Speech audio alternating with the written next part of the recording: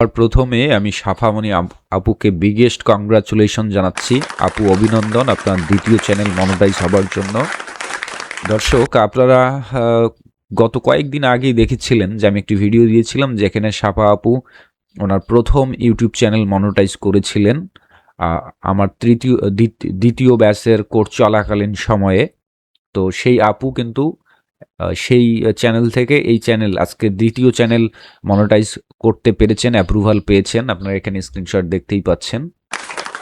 গতকাল রাত্রে প্রথম ব্যাচ, দ্বিতীয় ব্যাচ এবং তৃতীয় ব্যাচ মিলে একসঙ্গে লাইভে থেকে আমরা চ্যানেলটি অ্যাপ্লাই করেছিলাম।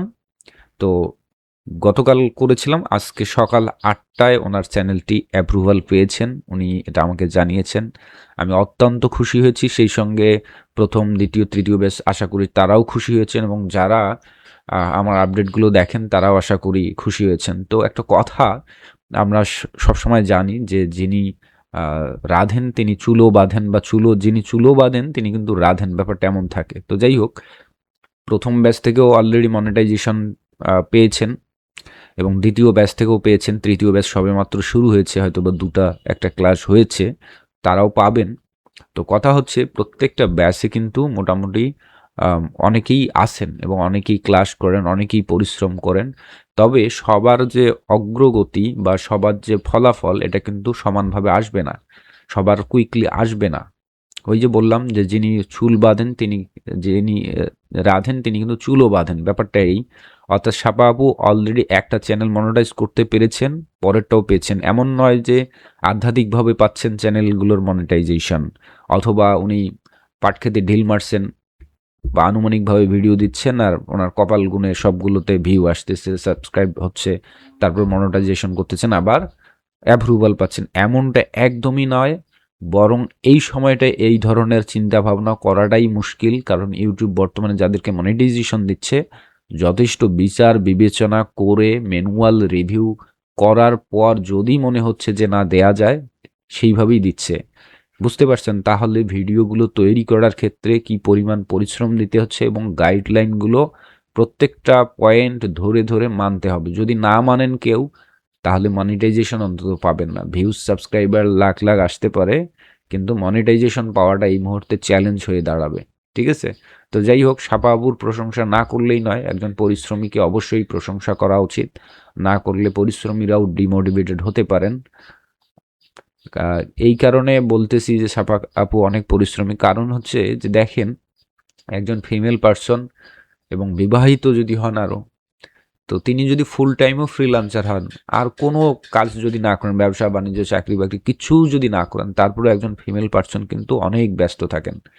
তাকে সংসার সামলাতে হয়, রান্নাবান্না সামলাতে হয়, বাচ্চা সামলাতে হয়, স্বামী সামলাতে হয়, পরিবার সামলিয়ে তারপর যে সময়টুকু পান সেই সময়টুকুতে তিনি দেখেন পরপর দুটা চ্যানেল মানে নতুন একদম ফ্রেশ নিউ দুটা চ্যানেল কিন্তু মনিটাইজেশন করতে সক্ষম হয়েছেন। আর দুটা চ্যানেলই কিন্তু যথেষ্ট পরিশ্রম করেছেন। এটা আমি গতকালকে সবার সামনে বলেছিলাম ক্লাসে, সেই সঙ্গে আমি নিজেও ভিডিওগুলো মনিটরিং করেছি। আমি যেভাবে বলেছি নির্দেশনা সেইভাবেই তিনি কাজগুলো করেছেন। মাঝে মধ্যে আমি নিজেও অবাক হয়ে যাই যে যেভাবে আমি নির্দেশনা দেই এভাবে করতে গেলে একটা মানুষের যথেষ্ট সময় থাকা দরকার, যথেষ্ট পরিশ্রম করতে হয়, যেটা কিনা আমার পক্ষেও অনেক সময় কঠিন হয়ে যেতে পারে। তো সেই কাজগুলো এত সুন্দরভাবে করেছেন, সাজানো গোছানোভাবে, দুর্দান্ত ব্যাপার-স্যাপার। তো আগের যে চ্যানেলটি ছিল সেখানে হয়তোবা ১০-১৫টা ভিডিও দিয়েছিলেন, হ্যাঁ?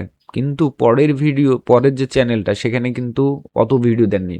জাস্ট ৫ থেকে ৭টা ভিডিও, এবং প্রত্যেকটা ভিডিও তৈরি করতে উনি নিজের মুখেই গতকাল বলেছিলেন যে একেকটা করে ভিডিও তৈরি করার জন্য প্রায় উনার ১ থেকে ২ দিন লাগতেছিল।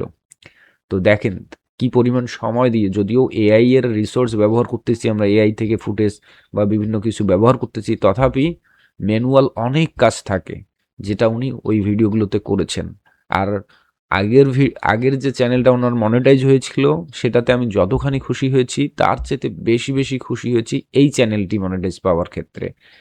কারণটা হচ্ছে এই চ্যানেলের কন্টেন্টগুলো সত্যিকার অর্থেই দুর্দান্ত, এবং যে নিশে কাজ করতেছেন আমি ওনাকে অলরেডি বলেই ফেলেছি যে উনি এখানে কত টাকা ইনকাম করবেন এই চ্যানেল থেকে আমি জানি না, তবে যদি উনি এটা কন্টিনিউ করেন ওনার আর পিছন ফিরে তাকাতে হবে না। কারণ এই ধরনের চ্যানেল ভবিষ্যতে যদি ইউটিউব বিভিন্ন ধরনের নিয়ম পরিবর্তন করে বা কঠিন কঠিন নিয়ম আনে, তথাপি ওনার এই চ্যানেলে এআই ইস্যুর কারণে কখনোই চ্যানেল ডিমনিটাইজ হবে না।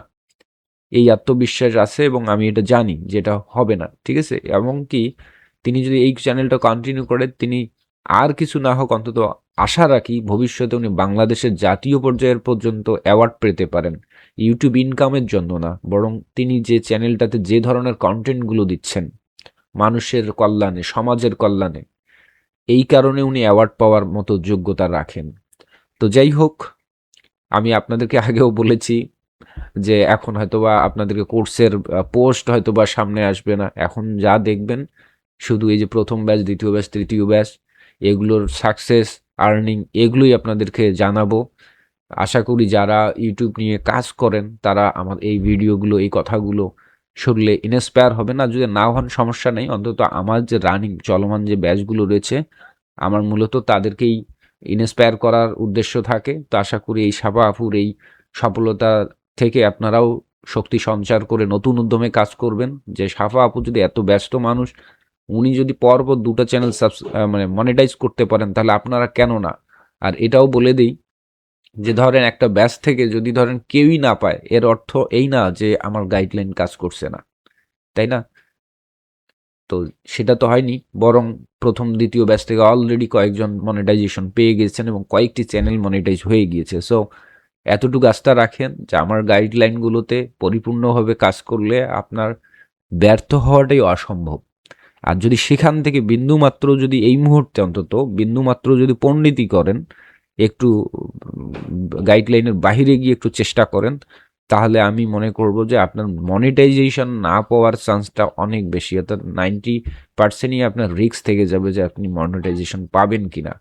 কারণ এই মুহূর্তে প্রচুর কন্টেন্ট ক্রিয়েটর ইউটিউবে কাজ করতেছেন, এআই ভিডিও বানিয়ে ইনকাম করতেছেন, এটা সত্য। তবে এটাও সত্য যে অসংখ্য মানুষের চ্যানেল ডিমনিটাইজ হয়ে যাচ্ছে শুধুমাত্র গাইডলাইন ফলো না করার কারণে, উড়াধুরা ভিডিও বানানোর কারণে। এই কারণে আমি বরাবরই বলি, অলরেডি আপনাদেরকে কয়েকবার বলেছি যে আমরা এআইগুলো, পাওয়ারফুল যে এআইগুলো, আমরা এআইগুলো ব্যবহার করব শুধুমাত্র টুল হিসাবে, সেগুলোকে আমাদের রিপ্লেসমেন্ট করতে চাই না।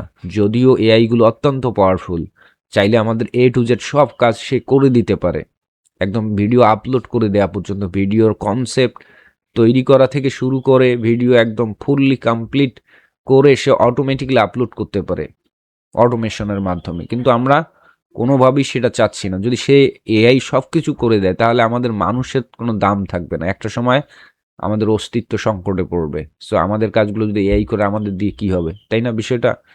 তো এই কারণে আমি চাচ্ছি যে যতই এআই পাওয়ারফুল হোক না কেন, এআইকে আমরা জাস্ট এ টুল হিসাবে ব্যবহার করব।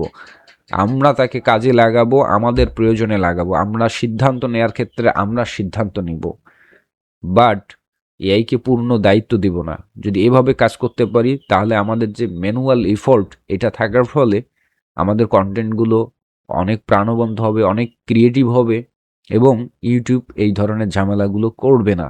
আশা করি যারা বিজ্ঞ, আগে থেকে ইউটিউব নিয়ে কাজ করেন, আমার এই দুই কথা থেকে অনেক বড় ইনফরমেশন পাবার কথা, ঠিক আছে? আর যারা একদম ফ্রেশ নিউ বিগিনার, যারা হয়তোবা আমার কোর্সে ভর্তি হতে চেয়েও হতে পারেননি, হয়তো আর্থিক সমস্যার কারণে, আবার অনেকে হয়তো আর্থিক সমস্যা না, যথেষ্ট টাকা পয়সা আছে, বাট মনে হয়েছে আমার এই ধরনের কোর্সে এত টাকা দিয়ে আবার ভর্তি হতে হবে, এই কারণে ইচ্ছা করে হননি। তো কোনো সমস্যা নাই, আপনারা অপেক্ষা করুন। আমি হয়তো বা ধারাবাহিকভাবে এই পেইড কোর্সে যেগুলো শেখাচ্ছি, যদি সময় সুযোগ হয় ফ্রিতেই শেখানোর চেষ্টা করব। দেখবেন, ওখান থেকে শিখবেন, চেষ্টা করলে অনেক কিছুই হয়, ইউটিউবে অনেক রিসোর্স আছে। তবে এটা হয় যে ফ্রিতে যখন মানুষ শেখায়, তখন আসলে ধারাবাহিকতা থাকে না, ধারাবাহিকভাবে শেখাতে পারি না, বা অনেক গাইডলাইন থাকে, সেটা হয়তো বইভাবে বলা হয়ে ওঠে না, আবার দিলেও হয়তো অনেকে সেটা ওই যে ফ্রি পাইলে যা হয় আর কি, ওইভাবে হয়তো ফলো করে না। তো যাই হোক, আপনারা এই ইউটিউব সংক্রান্ত বিষয়ে ধারাবাহিকভাবে কোনো ভিডিও চান কিনা ফ্রিতে আমার ইউটিউব চ্যানেলে, যদি মনে করেন তাহলে কমেন্ট করে জানাবেন, আমি চেষ্টা করব। এটা টোটালি নির্ভর করে আপনাদের রেসপন্সের উপর, আপনাদের কমেন্টের উপর। আর ফ্রিল্যান্সিং বা ইউটিউব প্যাসিভ ইনকাম যাই বলেন না কেন, অনলাইন সংক্রান্ত যে ইনকাম সংক্রান্ত যদি আপডেট পেতে চান অবশ্যই চ্যানেলটি সাবস্ক্রাইব করতে ভুলবেন না। তো ভালো থাকবেন, সুস্থ থাকবেন, দেখা হচ্ছে পরবর্তী কোনো ভিডিওতে। আবারও সাপা আপুকে ধন্যবাদ জানাচ্ছি, বিগেস্ট কংগ্রাচুলেশন আপু, আপনাকে অভিনন্দন। আপনি চালিয়ে যান, এভাবেই আপনার উন্নতি হতে থাকুক দিন দিন দিন। আর ঠিক আছে, ইনকাম করতে থাকেন, সবাই চেষ্টা করেন, সবাই পারবেন। ভালো থাকবেন সবাই।